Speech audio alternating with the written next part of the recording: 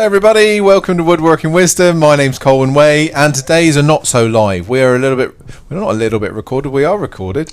We've had the day off, we're having the day off. It's a bank holiday Thursday, we're celebrating the Jubilee, and so I thought, well, let's mark it with some Jubilee projects. So we had a request to do something that I'd never heard of, if I'm honest with you, something I've never heard of. So peg dolls. Now peg dolls, from my memory, were made from wooden pegs and decorated. So something for the kids to do, a little bit of fun, that sort of thing. But now they've changed a little bit. They're now turned solid figures. And if you go online and just put the word peg dolls, you'll firstly get a lot of history about peg dolls, but also discover now they are more toys and done in several ways. You can buy them pre-made, pre-painted and decorated, that sort of thing, or you can get just the wooden blanks for you to decorate, or for your children or grandchildren to decorate themselves. I had a little bit of fun when it comes to researching these. There are all sorts of different types of peg doll out there to commemorate, to mark everything from your favourite movie to such as the Jubilee that we're doing now.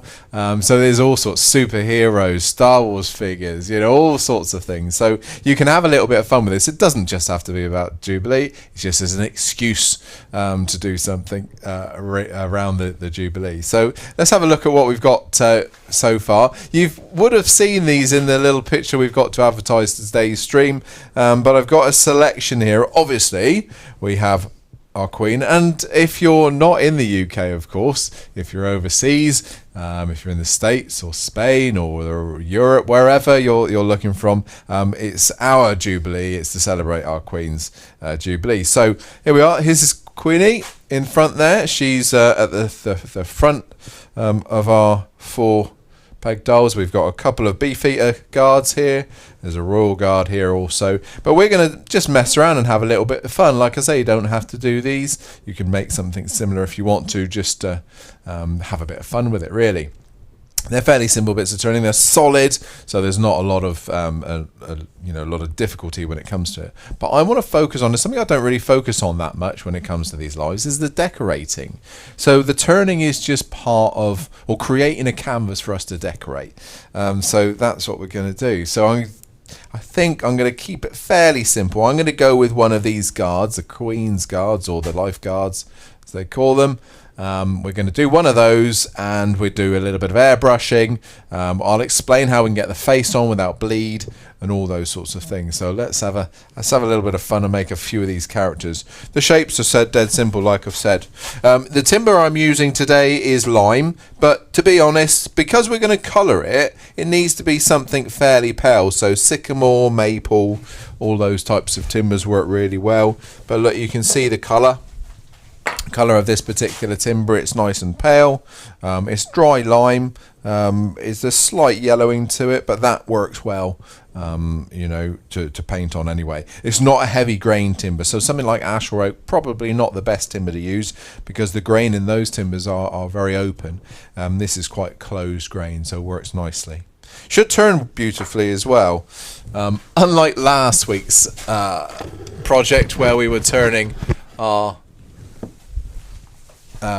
goblet, we were doing a spiral goblet, and I'd like to thank you all, by the way. There's some great pictures coming in of spiral goblets made, and I've seen on social media lots of people giving them a go, so well done for those of you that have had a go, and for those that are scared to, just give it a try, because it's a fairly simple project. Have a look at that one from last week if you're unsure. So what we have to do to start with, I want to turn this square section down to around like this, and I'm going to use the O'Donnell 1-inch jaws. Now all the links of the things that I'm using today are in the video information below, so you'll see the O'Donnell jaw links, and we're going to be using things like dyes and paints as well, so you'll see those links. But that's what I need to get to. Now rather than just put that on the lathe and say, right, now we're going to go straight into it, it's important that I show you how to get to that stage first.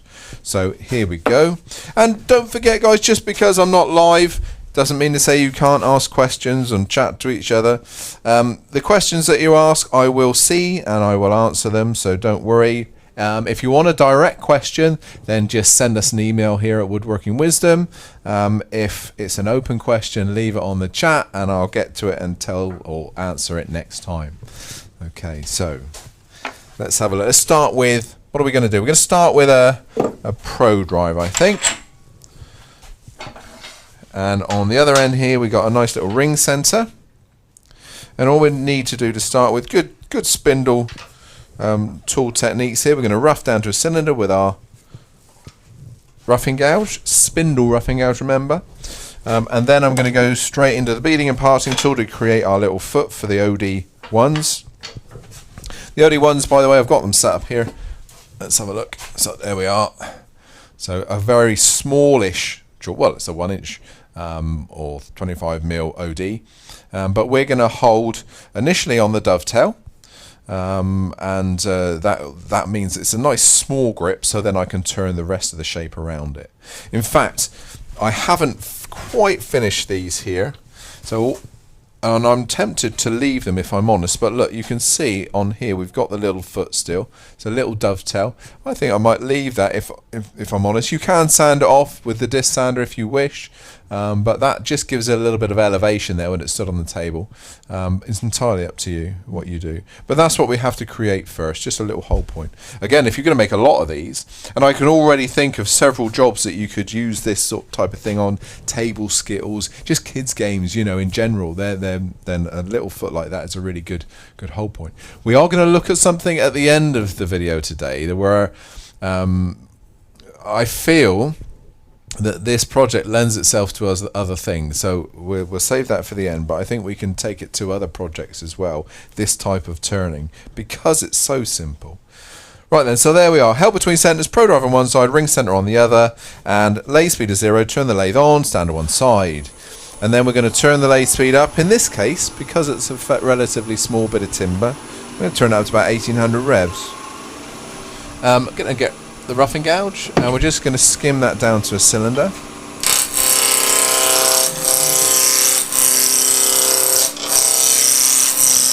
Oh, tool rest moving.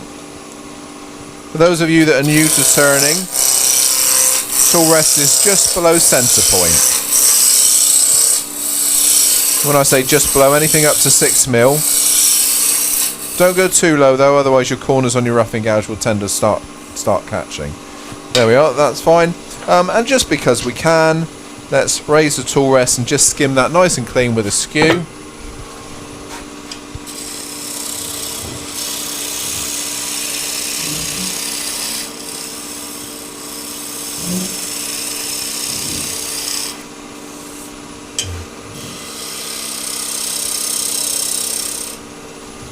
There we are, and then we're going to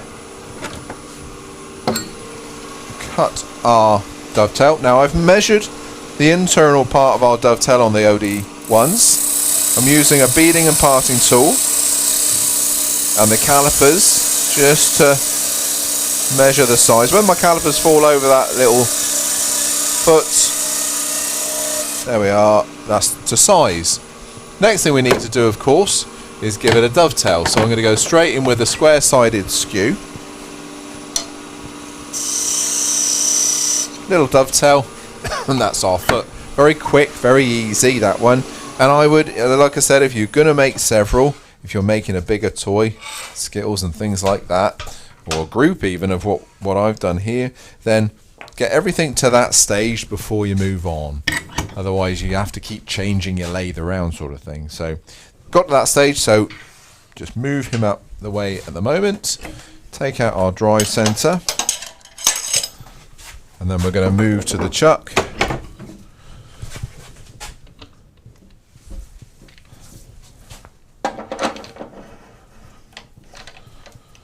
There we go.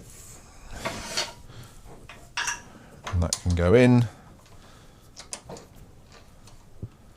Nice and firm. And we're going to use the tailstock at this stage. There's no reason why we don't. Make sure that that's just bottomed out actually, so it's just thrown it away. And just take some of that pressure off that. line them up with the tailstock. Instead, what's happened is I've gone quite deep with the dovetail, so it's just bottoming out. So I'm going to center up with the tailstock, then tighten back up again. That gives us a nice center piece. So we've got to think of a shape. So if I grab our guard, okay, so there we are. And one thing I haven't given you, let's think dimensions actually, because that's quite important. So the length of this piece, and it's the same for all of them, length of this piece including the dovetail there was 5 inches or 125 millimeters, and in terms of its thickness or width we have 50 millimeters or 2 inch. Okay, and I've just kept that the same throughout. It just makes life a little bit easier, if I'm honest. So there we are. So if I look at that one, look, we've got the bare skin, the head, and the body. I would say you're roughly halfway for the body, and then the head and the hat is the other half. Okay, so it's a good guide for you. At the moment, it's a little bit too big. So despite the fact that I've cleaned that up already with the skew, we're going to take a little bit of that material away.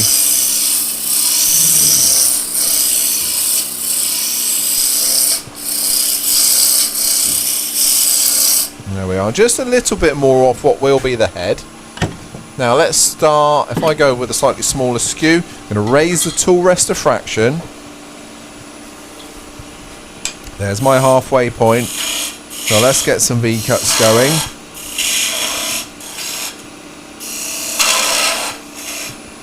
There we are. And I'll start with the body.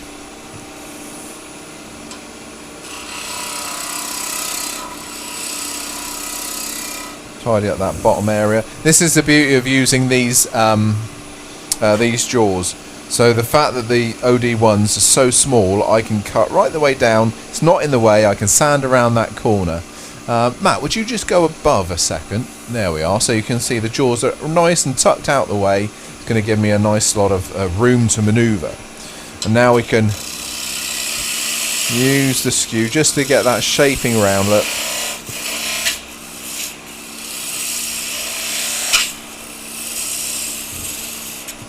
There we are. So I'm going to just dome this. So it's not a difficult piece of turning. And if you're unsure about the skew, then you don't have to use it. You can go with a spindle gouge if you wish. But, you know, it's good practice. There we are. Right then, let's think about the head. So take a little bit of that away. I reckon the head's about there.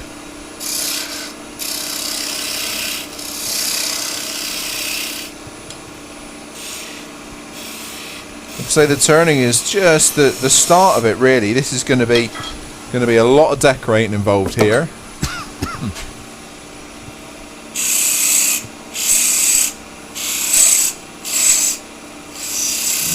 There we are, around the face over.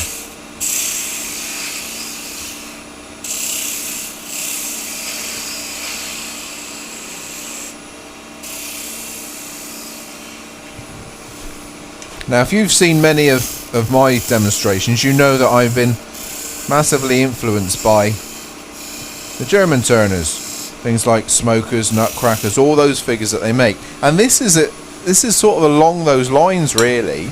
It's you're creating characters, you're creating fun, something to make people smile, and this is exactly what we're doing. So let's just dome this head over.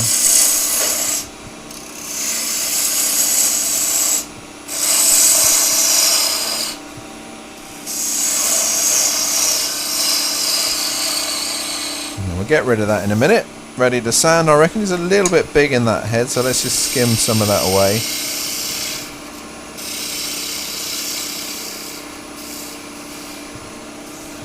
There we are. That looks fine.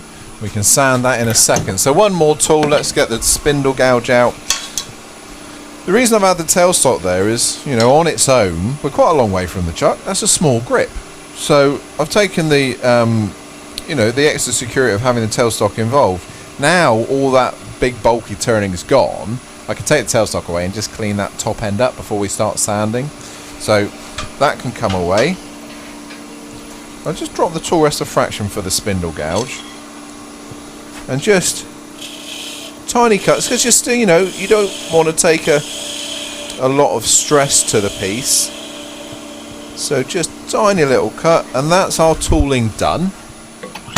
So we'll just pop tools back out the way, and then we'll sand that up.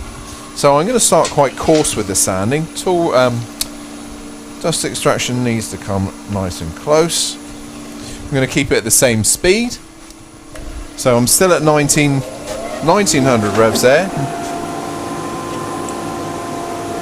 Got 4 grades of abrasive. One thing I would say with if you're going to spray things, and we're going to start with some CHROMA wood dye, you don't want to go too fine on your abrasive, but you do want to get rid of the scratches. So 400 should be enough. If you're going to cover it with an opaque finish like an aerosol, then it doesn't matter.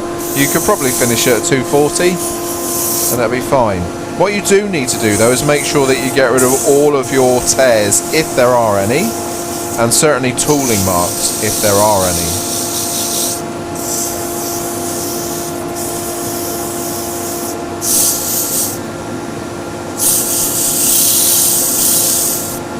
And let's not forget what these are intended for. These are intended for kids to have fun with and decorate. So I would say if your children or grandchildren aren't old enough to have a go on the lathe, supervised of course, then they certainly are old enough to pick up a paintbrush and just have fun decorating them, doing what they want to do.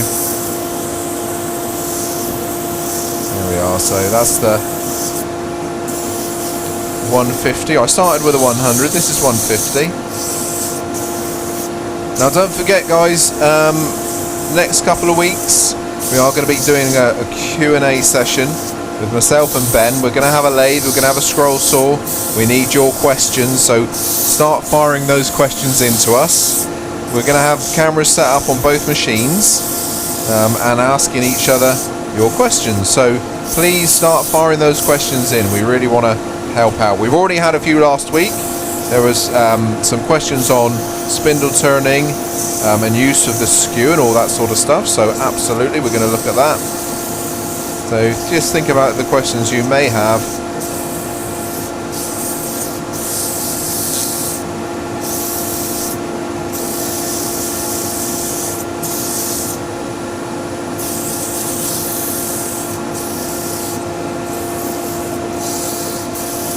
Oh, that was 240, so 400.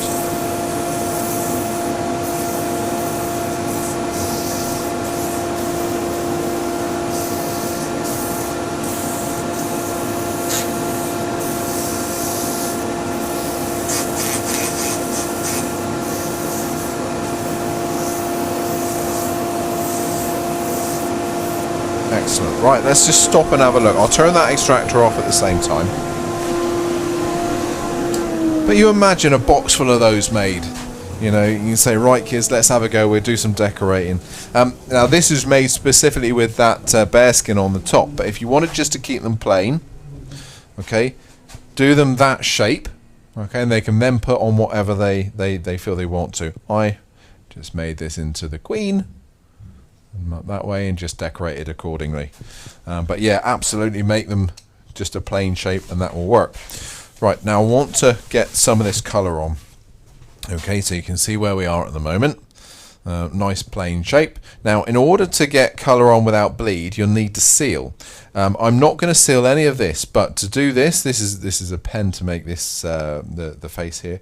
That would need to be sealed. And to do that, I just use, you can use a spray-on acrylic sanding sealer, cellulose sanding sealer, acrylic lacquer, and in fact this was acrylic lacquer. Just a quick spray of that just to stop the bleed into the timber, and I'd done that after I'd done the rest of the colour, so it's the last thing that I'd done. What I need to do on these eyes now is just add a little dot of white, which I'll do for you in a second, but dead simple.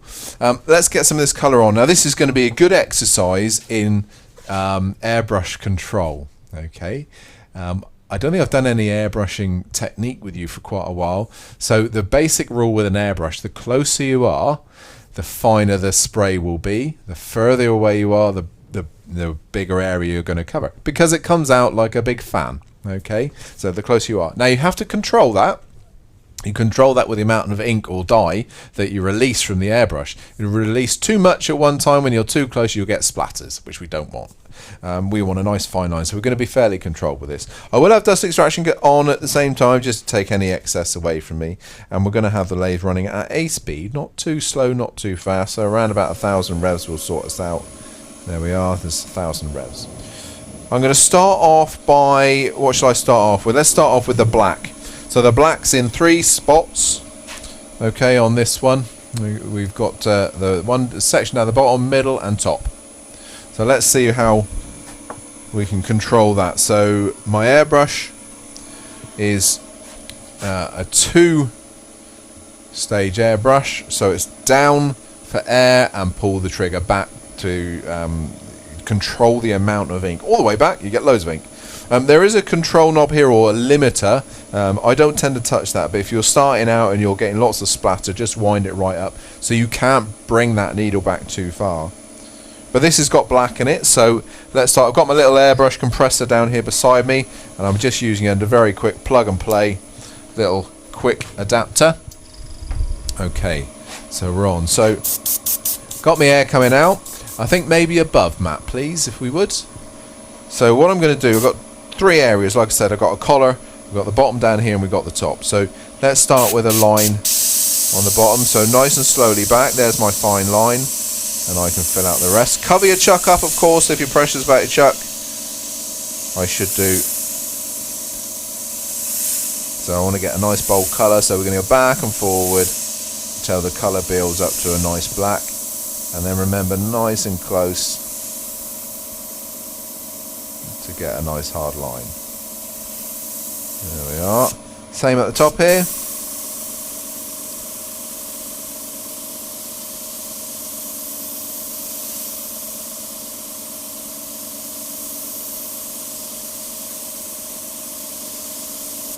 And then the hat.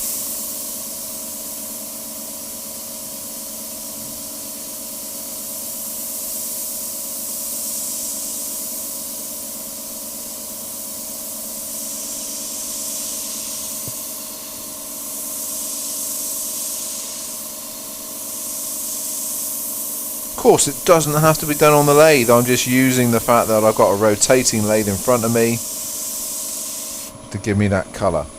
You can do it with a brush off the lathe. There we are. Right, let's fill the rest in with our red. I'm going to cheat for you as well in a minute. I'll show you a good cheat here. So coral red I'm using. This is the CHROMA Craft dye, wood dye.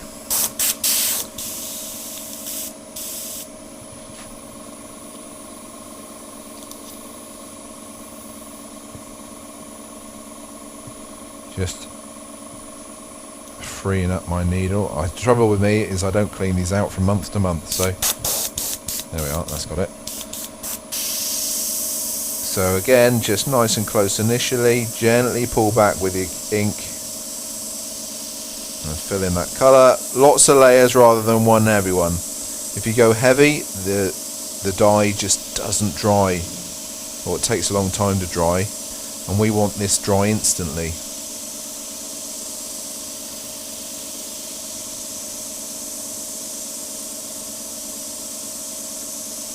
And there we are.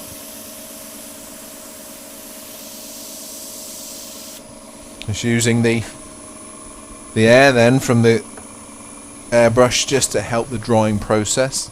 Right, that's it for the airbrush for the moment. Now another little asset, if you've never seen them before, now let me just show you what that looks like stopped. It's okay, you know, it's a fairly bold line, but we can make it better.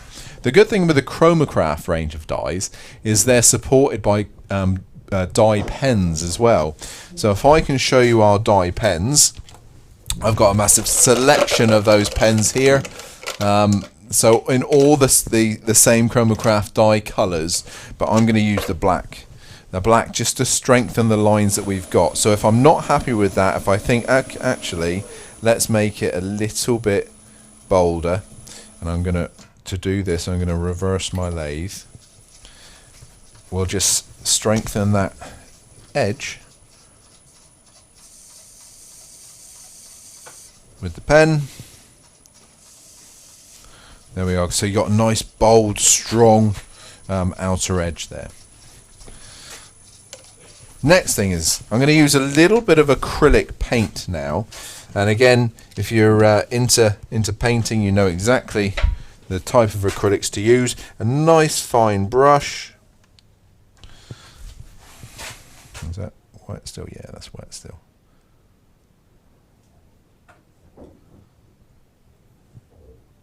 Let's just grab a little bit more paint on there. I'm using just regular Artist's acrylic white. This one is titanium white. So what I want to do, I want a belt, don't I? I want a belt running around his middle.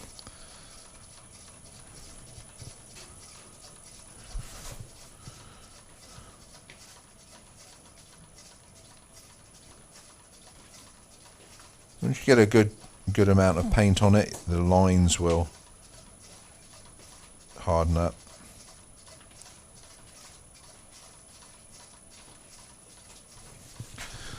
Look and see, it's nice and crisp. Something we can't get freehand really. So what I'll do now is we'll put a little. I'd like to take this off the lathe to do this, but let's just go straight on the lathe. So I'm going to do.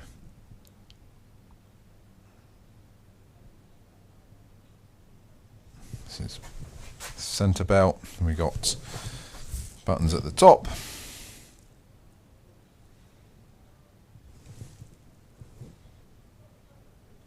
And then buttons down the side. 1, 2, 3, 4.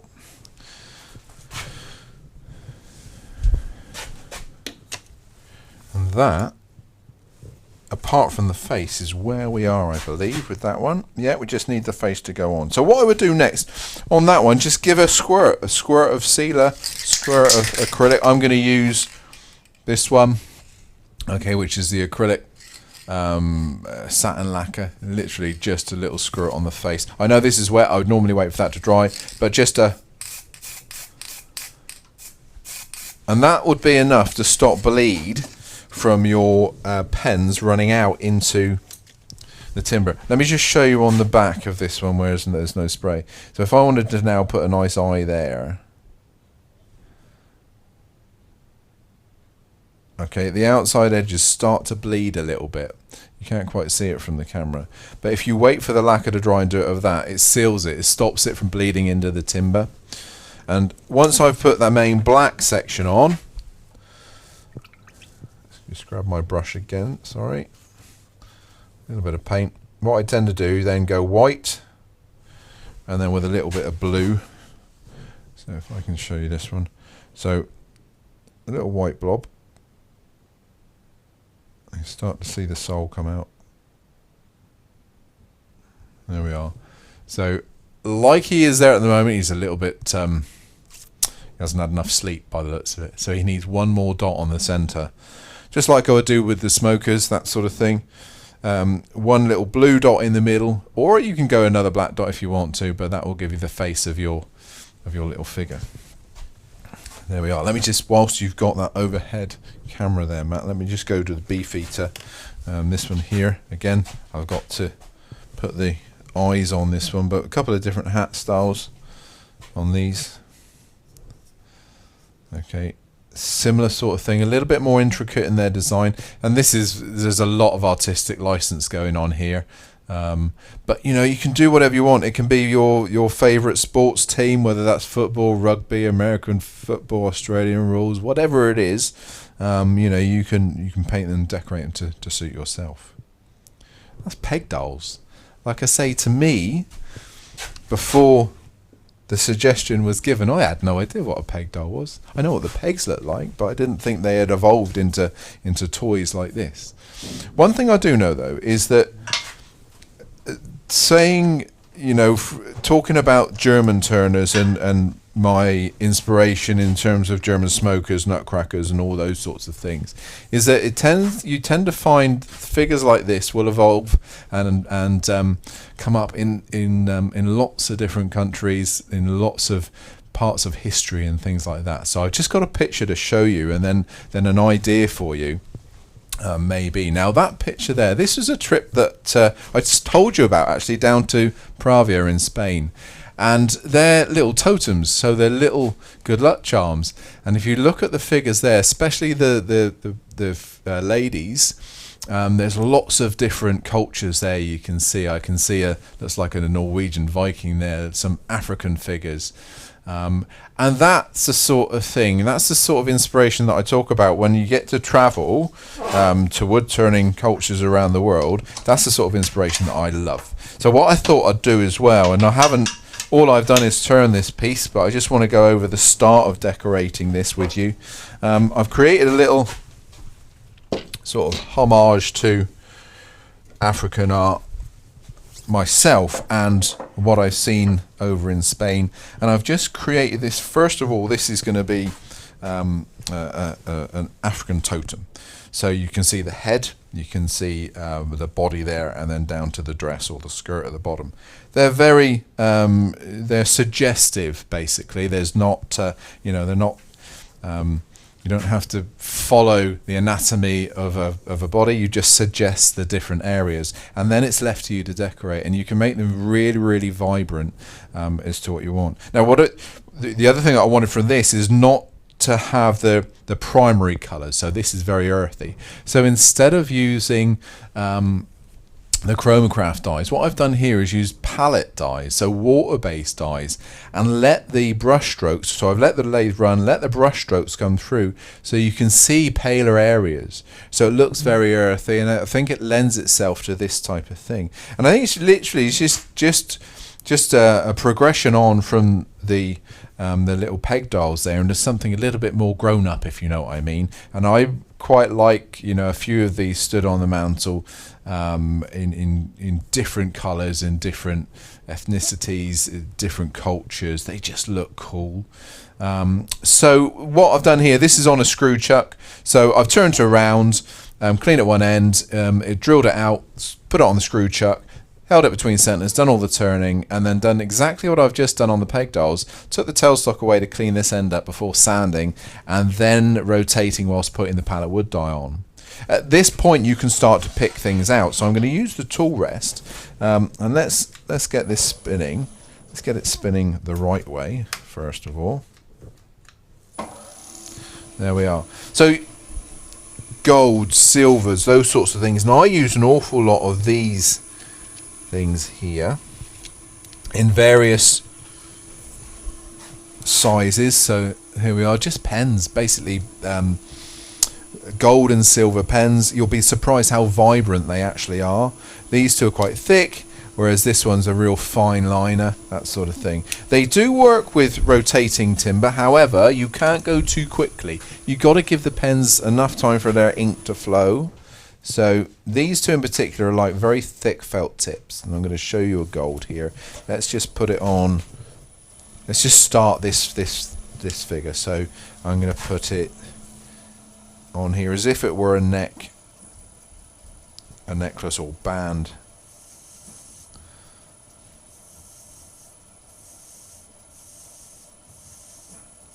Just be gentle with them.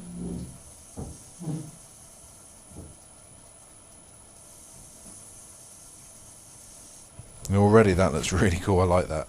I like that. Let's do something else down. I'll tell you what, down here. Now you don't want to cover it all over. You're just picking parts out, remember.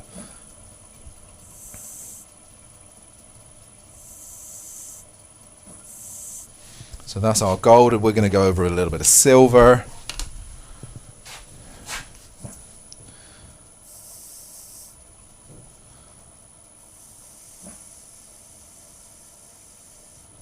Yeah, really nice. I like this.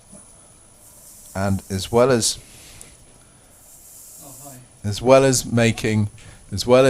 creating a really nice piece, you're letting your artistic juices flow. You know, it's going back to school, and that's why I've just done a weekend with my nephew and niece and one of their friends making spinning tops and doing this very thing. So making the spinning top, using their felt tips and texturing tools then to make patterns basically, and it's what we used to do at primary school. It's certainly what I did anyway. So it's really, really good fun.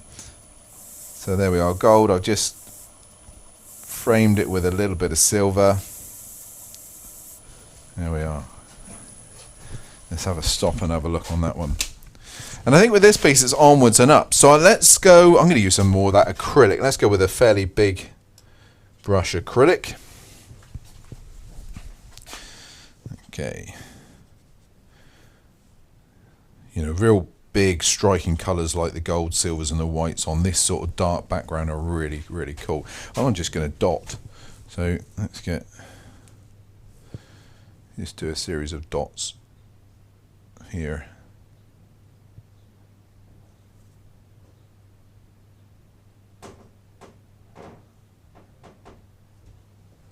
You don't have to be an artist, you just got to have an imagination, really.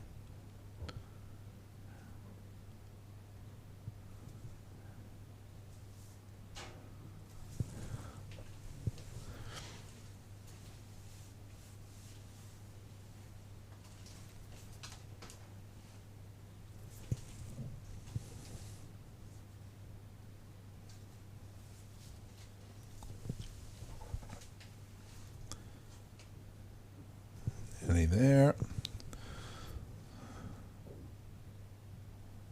One more. There we are. And what I do with this one is I do all the decorating that's not it's not designed to be on one side. So let's, for instance, what I mean by that is the face. It's only one side. You can make the face or different expressions of face on opposite sides of each other if you want. Seen that before.